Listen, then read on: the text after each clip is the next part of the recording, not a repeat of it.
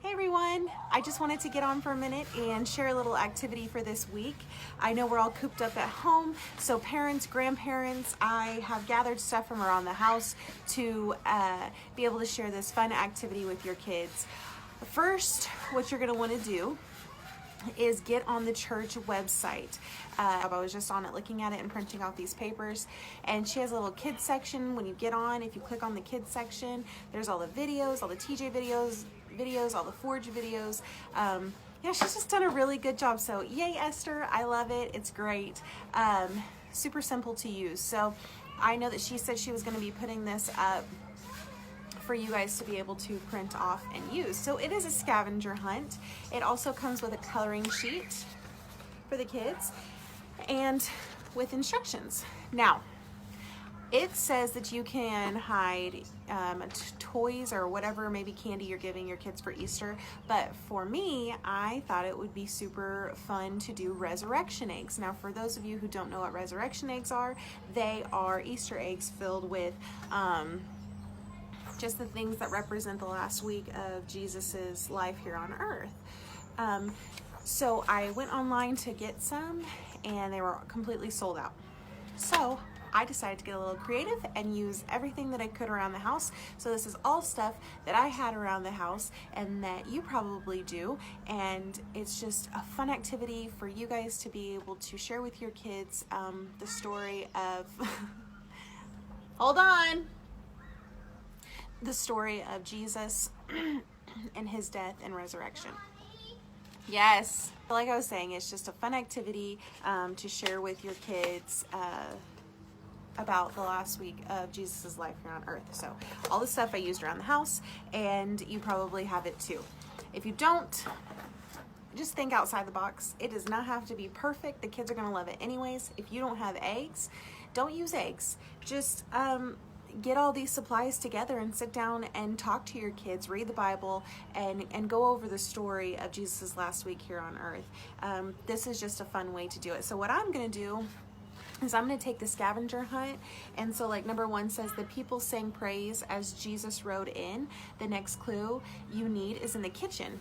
And so what I'm going to do is I'm going to hide the eggs with each clue, and as they get the clue, they find the egg, and we get to review what's inside the egg. So now I'm going to share with you what I put in the eggs.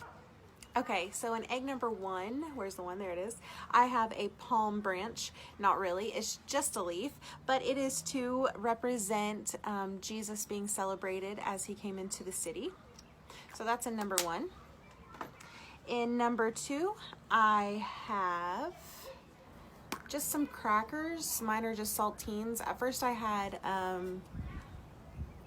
can't remember what they're called now. Cheez-Its. At first I had Cheez-Its in there, but I found the saltines and thought that I would rather use those. But honestly, you could use whales or any kind of cracker you have. Just anything to symbolize the Last Supper. In number 3, I have 3 silver coins, just 2 dimes and a nickel, to represent the money that Judas took for Jesus's life.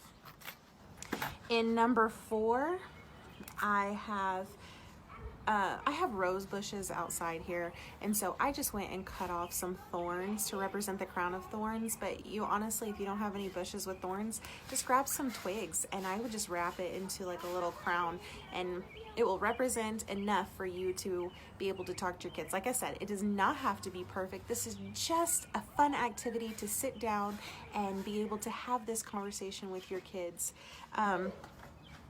Number 5, I have a piece of leather. I have just colored leather. I don't have any black or brown, so it's green, but it will represent the leather that Jesus was whipped with.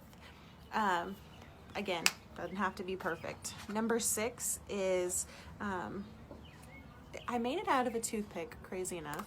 I did not have a teeny tiny cross to fit into the egg, so I took a toothpick and I just broke it, and then I wrap some string around it to hold it together to represent a cross, because I promise you it's not going to be about what you put in the egg, but just about sitting down with your kids and spending this time together talking about Jesus and his sacrifice.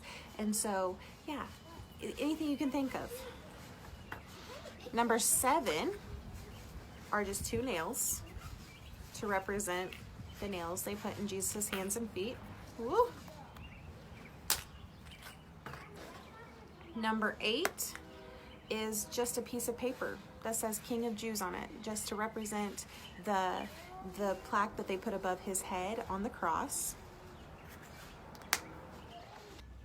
Number 9 is just a toothpick, maybe.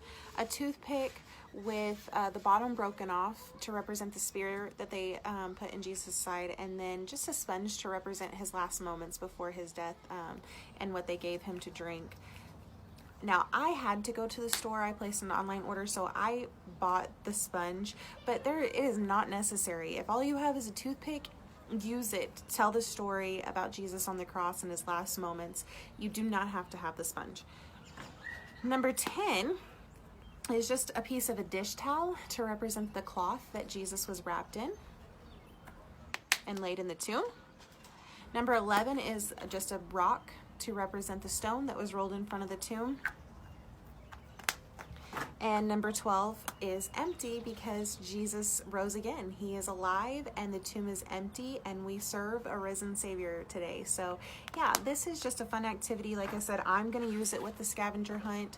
I would suggest getting on and printing these off. I think it's going to be super fun and super interesting for the girls, since we're stuck at home and not getting to be in church with all of our family, our church family. So yeah, this is a fun activity, a fun way just to get with your kids, talk to them about Jesus's last week here on earth, his death, his resurrection, and just to spend time with our kids. So I hope you guys enjoy it. I hope you guys can use it, and nothing fancy. It is just stuff that I had here at home. So yeah, I hope you guys have a happy Easter.